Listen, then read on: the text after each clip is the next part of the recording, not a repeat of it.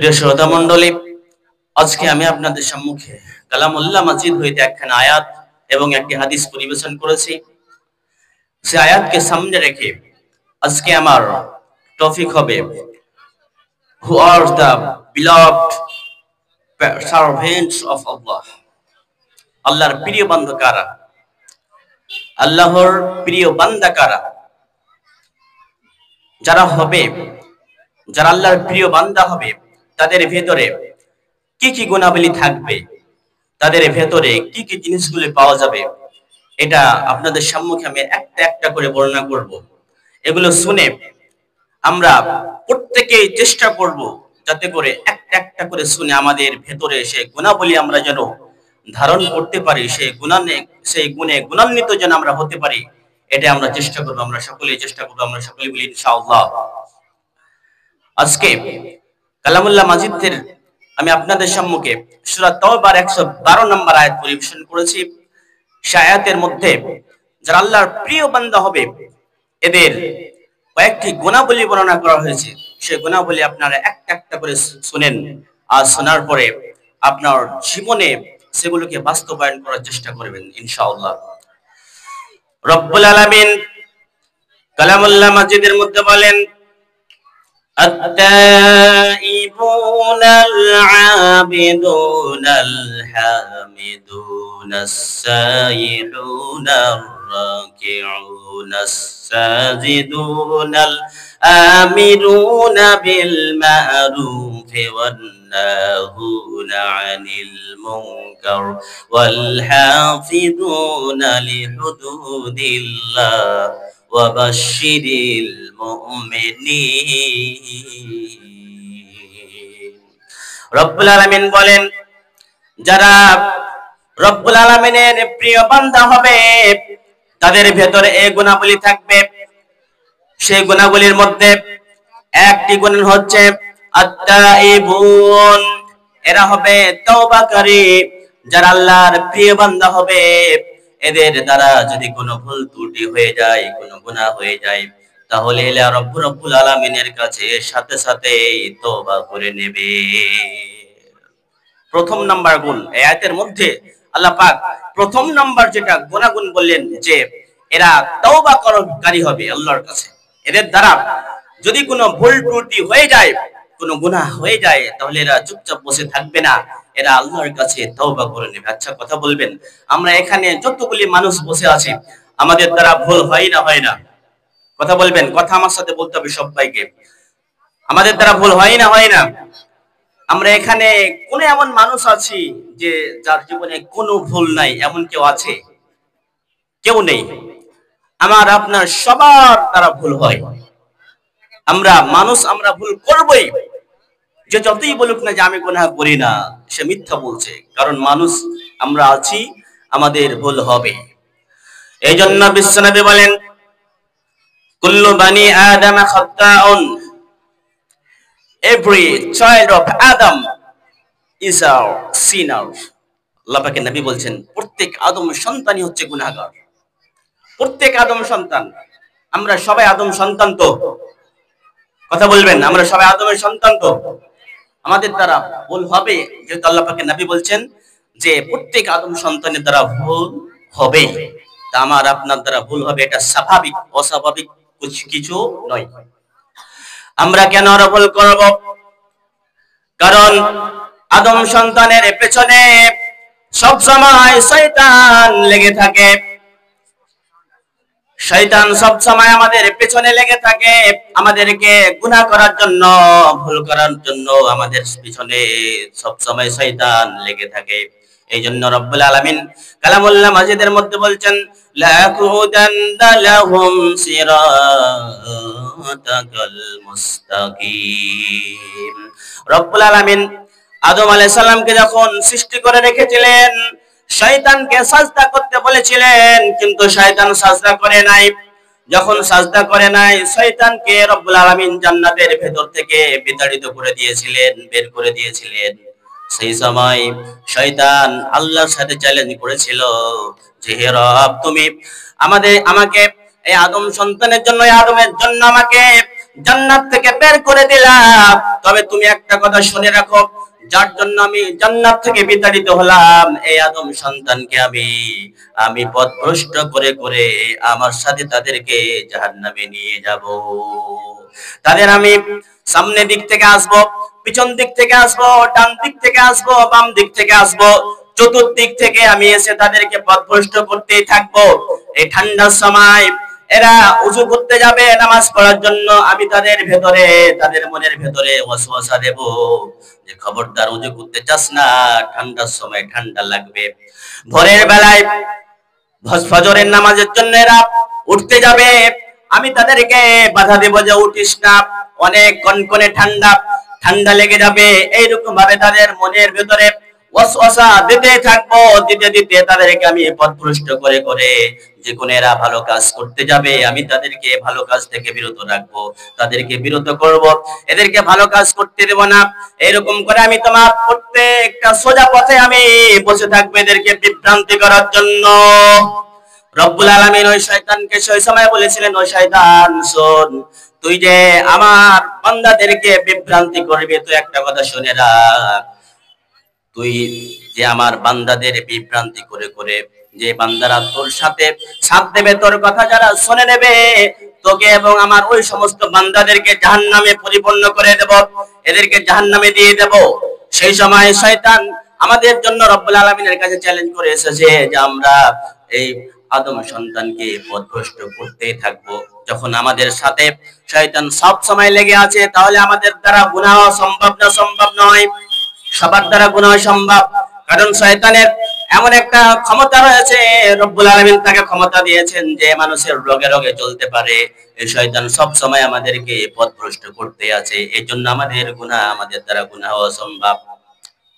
শুধু তাই নয়, হাদিসের মধ্যে বিশ্বনবী সাল্লাল্লাহু আলাইহি সাল্লাম বলেন, ইন্নাশ শাইতানা ক্বাল, শয়তান রব্বুল আলামিনকে বলছেন, ওয়া ইজ্জাতিকা ইয়া রাব্বি, হে রব তোমার ইজ্জতের কসম। শয়তান রবের কসম খাচ্ছে যে হে রব তোমার ইজ্জতের কসম, লাবরাহু ইউকবি ইবাদাক মাদামাত আরওয়াহুকুম ফি আজসাদিহিম, হে রব তোমার ইজ্জতের কসম, এই আদম সন্তানের ভেতরে যতক্ষণ পর্যন্ত কি থাকবে, রূহ থাকবে, ততক্ষণ পর্যন্ত আমি তোমার এই আদম সন্তানকে আমি পথভ্রষ্ট করতেই থাকবো। পথভ্রষ্ট করে করে আমার সাথে তাদেরকে জাহান্নামে নিয়ে যাব, তাদেরকে গুনাহ করাতেই থাকবো। রব্বুল আলামিন সেই সময় বলেছিলেন, ওয়া ইজ্জতি ওয়া জালালি লা যালু ফাগফিরু লাহুম মাস্তাগফিরুনি। আল্লাহ বলেছিলেন শয়তানকে, ও শয়তান তুইও শুনে নে, তুই আমার বান্দাদেরকে যতবার গুনাহ করাবি, যতই গুনাহ করাবি, আর আমার বান্দা প্রত্যেক গুনার পরে পরে যদি আমার কাছে এসে ক্ষমা চায়, আমি আমার ওই সমস্ত বান্দাদেরকে ক্ষমা করে দেব। তুই গুনাহ করিয়ে কিচ্ছু করতে পারবি না, আমার বান্দারা যদি গুনাহ করার পরে এসে আমার কাছে ক্ষমা চেয়ে নেয়, তাহলে আমি তাদেরকে ক্ষমা করে দেব। আমার ভাইরা, বলতে চাচ্ছিলাম যে শয়তান আল্লাহর কাছে চ্যালেঞ্জ করে এসেছে যে আমাদেরকে গুনাহ করাবে, তো আমাদের দ্বারা ভুল হয়ে যায়, শয়তান আমাদের দিয়ে ভুল করায়, তো আমরা ভুল করে যদি চুপচাপ বসে থাকি, এটা চালাকের পরিচয় না, এটা হচ্ছে বোকামির পরিচয়। আমার ভাইরা, একটু ভাবুন, আমার আপনার দ্বারা দিনে কত গুনাহ হচ্ছে, আমরা গুনাহ করতে করতে আমরা গুনাহর পাহাড় করেছি। আপনি একটু ক্যালকুলেট করেন, একটু ভেবে দেখেন যে আমার আপনার দ্বারা দিনে কটা নেকি হচ্ছে আর কটা গুনাহ হচ্ছে। প্রত্যেককে আশা করি যে নেকির হার কমবে, গুনাহের হার বাড়বে। প্রত্যেকে যদি একটু চিন্তা করে দেখেন যে আজকে আমি কি নেকি করলাম, কি গুনাহ করলাম, সবার গুনার হারটা বেশি হয়ে যাবে। আমার ভাইরা, এভাবে গুনাহ করে শয়তান যে আমাদের গুনাহ করাচ্ছে, শয়তান তার কথাই জিতে যাচ্ছে, শয়তানের কথা মতো আমরা চলছি। খবরদার, গুনাহ করার পরে আপনি চুপচাপ বসে থাকেন, আল্লাহর কাছে তওবা করে নেবেন, ক্ষমা চেয়ে নেবেন। কিন্তু আমরা দিনে হাজার হাজার লাখ লাখ গুনাহ করার পরে আমাদের কোনো চিন্তা নাই।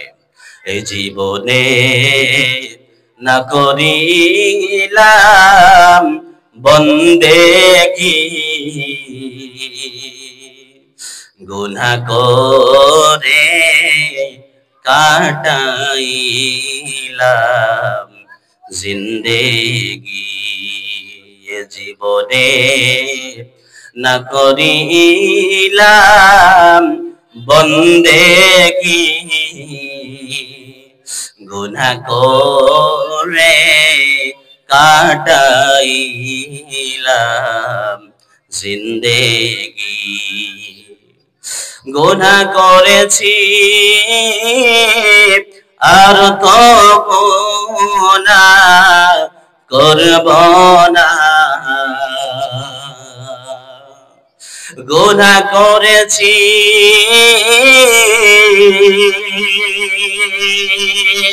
আর তো গুনাহ করব না, দয়া করে মাফ করে দাও রব্বানা। বলুন আল্লাহুম্মা আমিন। গুনাহ করেছি আর তো গুনাহ করব না, দয়া করে মাফ করে দাও রব্বানা।